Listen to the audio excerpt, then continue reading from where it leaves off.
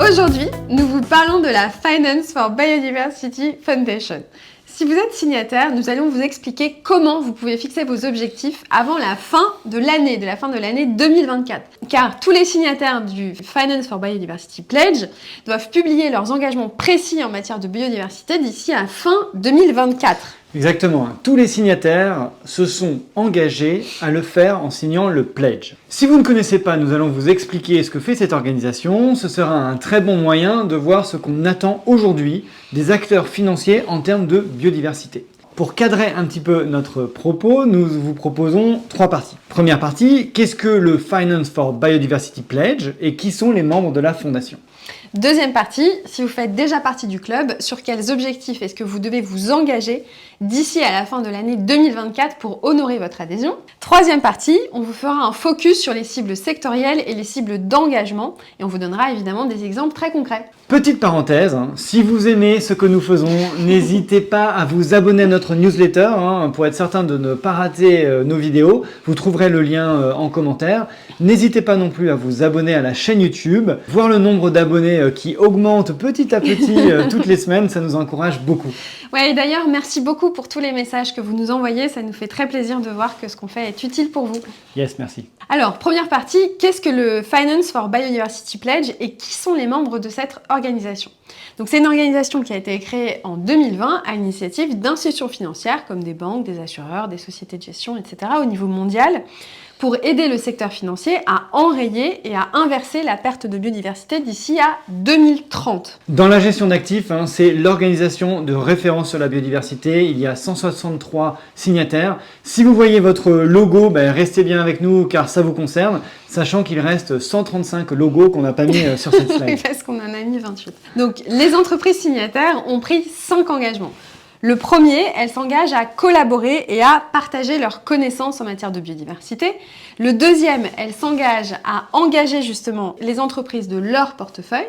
Le troisième, elles s'engagent à évaluer l'impact de leur portefeuille sur la biodiversité. Le quatrième engagement, elles s'engagent à fixer des objectifs et des cibles, et on va beaucoup en parler dans cette vidéo.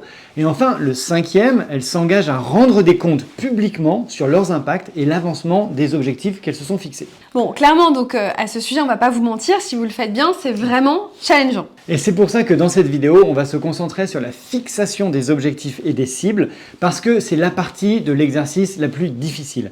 Comment fixer les objectifs sur la biodiversité ? Alors, sachez que vous ne pouvez pas fixer les cibles que vous voulez, il y a un cadre à suivre. Et sachez aussi que la Finance for Biodiversity Foundation définit 2 typologies de cibles, les cibles internes et les cibles d'impact. Et on va y revenir. Les grands objectifs sur la biodiversité à atteindre ont été donnés par la COP15 de Kunming-Montréal, qui a donc fixé 23 objectifs à atteindre à horizon 2030. Et c'est justement ce cadre-là qu'il faut utiliser pour fixer des cibles dans les institutions financières. Vous voyez par exemple que la cible 7 de la COP15 consiste à réduire les risques de pollution d'au moins 50% d'ici à 2030. La cible 10, elle, consiste à gérer durablement les zones agricoles et forestières d'ici à 2030.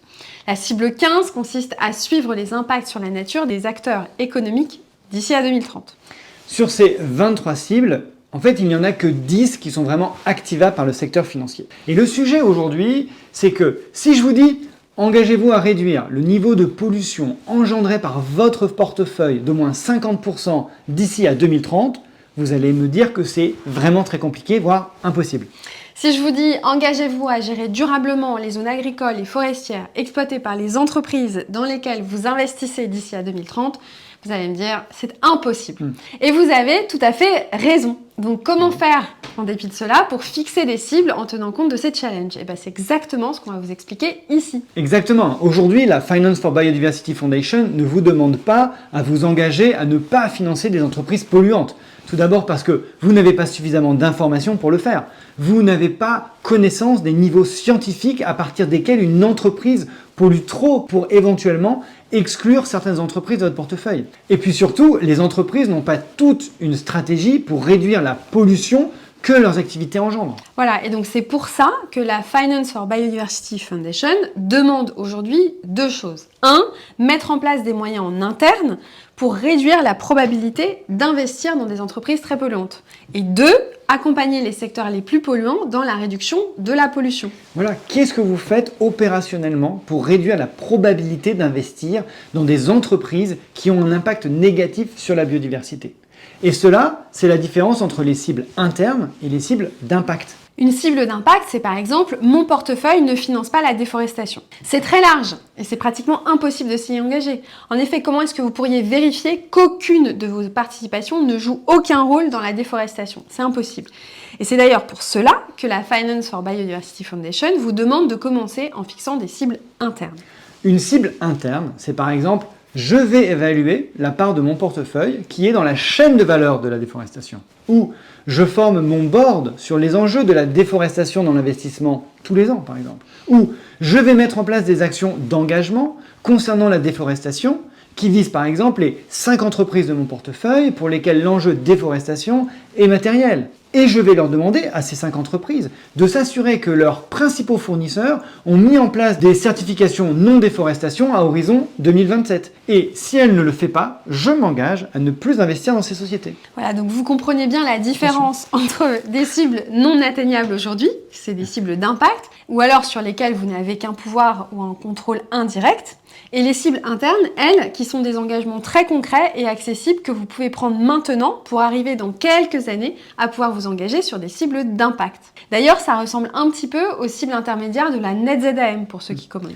Oui, effectivement, pour faire le parallèle avec la NetZAM, l'engagement final de la NetZAM, qui est finalement une cible d'impact, c'est être net zéro en 2050. Et l'objectif intermédiaire, c'est de réduire par exemple de 50% l'intensité carbone du portefeuille. En matière de biodiversité, vous devez avoir une idée de votre objectif final, comme « mon portefeuille ne finance pas de déforestation ».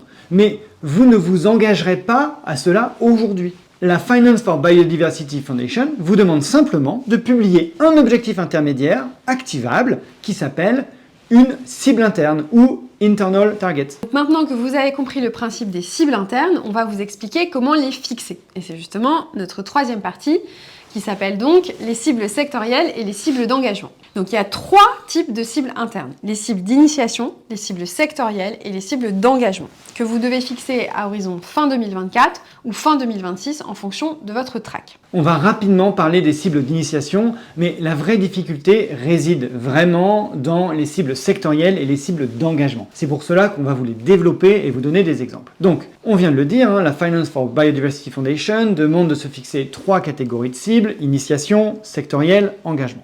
Commençons par les cibles d'initiation. Les cibles d'initiation portent sur 2 choses. Première chose, la gouvernance, la formation et la formalisation d'une stratégie biodiversité.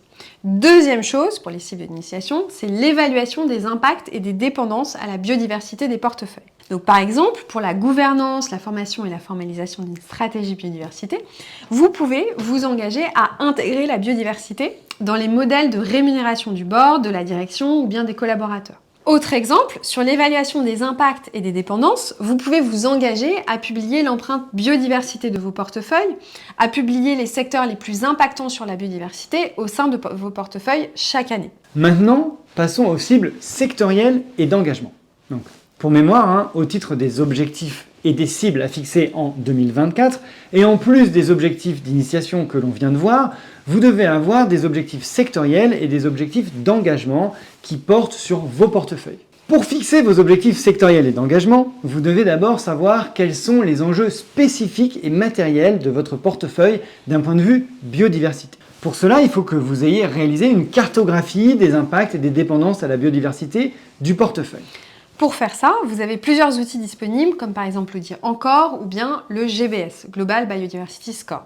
Ces 2 outils vous permettent de visualiser vos impacts et vos dépendances et d'identifier les impacts et dépendances fortes. On a d'ailleurs déjà fait plusieurs vidéos sur ce sujet, n'hésitez pas à les regarder. Donc cette analyse des dépendances et des impacts vous permet d'identifier la part de votre portefeuille pour laquelle les enjeux sont matériels, les enjeux biodiversité. Et donc de prioriser les sujets qui sont véritablement importants pour que, au final, vous concentriez votre action sur ces sujets-là. Oui, parce que, rappelons-le, l'objectif c'est de vous concentrer sur les sujets qui ont le plus d'incidence négative sur la biodiversité et pour lesquels vous pouvez véritablement avoir de l'impact. Vous pouvez par exemple vous concentrer sur les 10 secteurs identifiés comme prioritaires par la Finance for Biodiversity Foundation et ensuite calculer la part de votre portefeuille qui est exposée à ces 10 secteurs. Et à la fin de l'analyse de matérialité, vous allez être capable de dire que par exemple, vous avez 55% de votre portefeuille exposé à des sujets matériels en matière de biodiversité.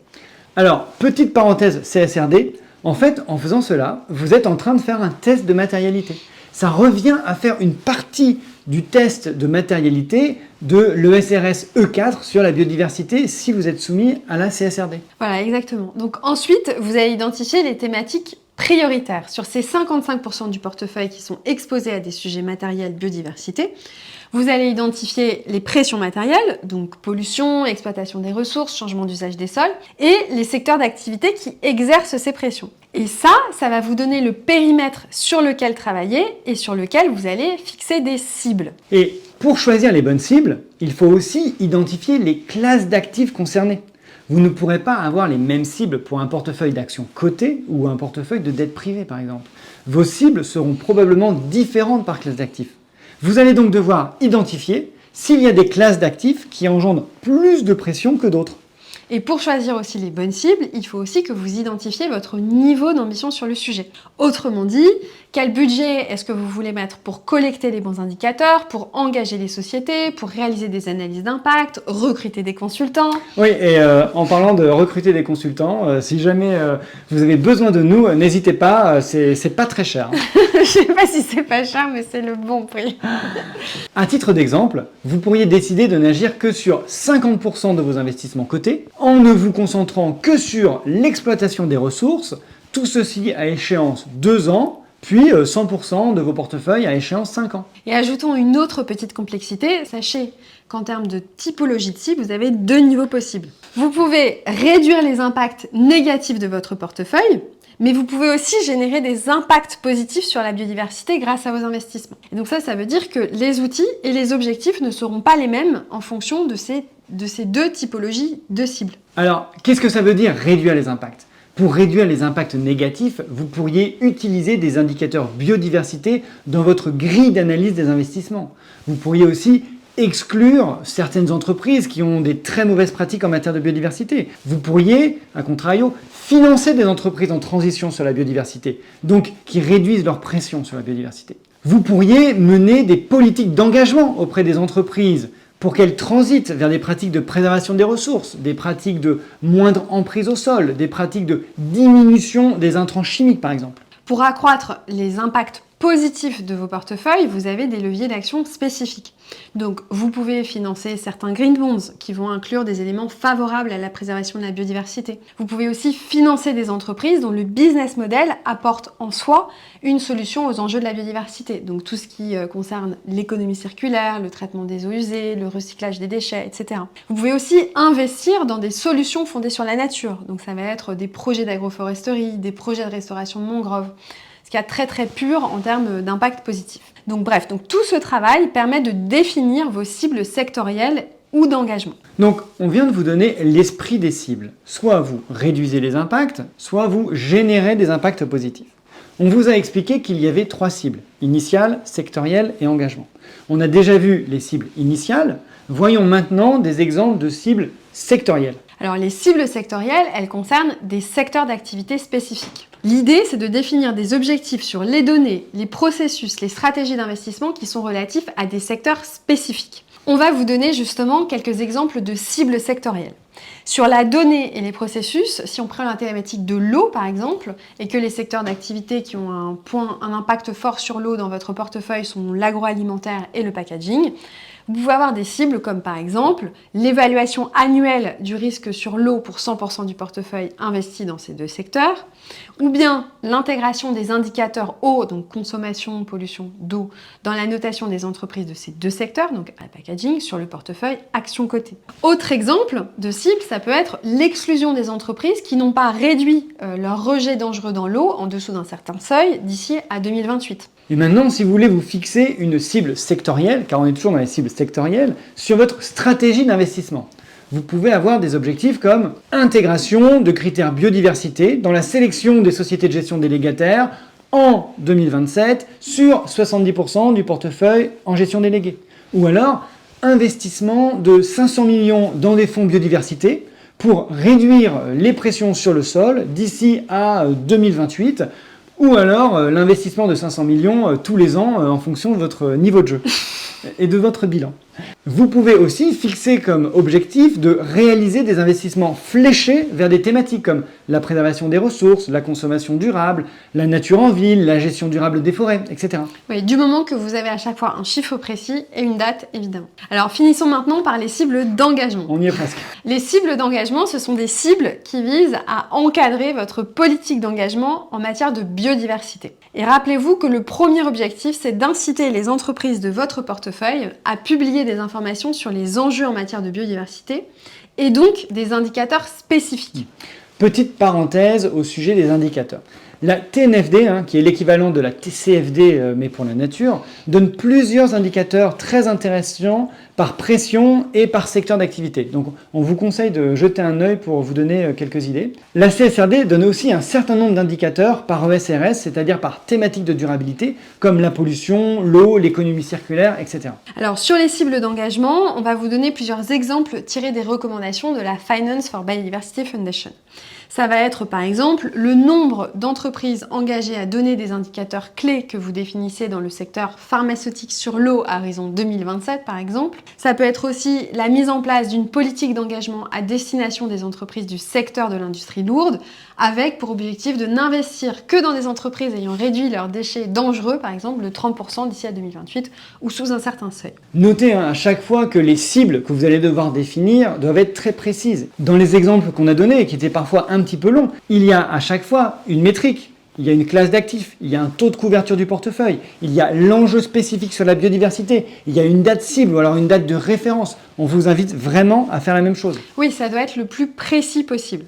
Et d'ailleurs, vous devez publier annuellement vos résultats sur vos cibles, sur vos engagements, vos objectifs.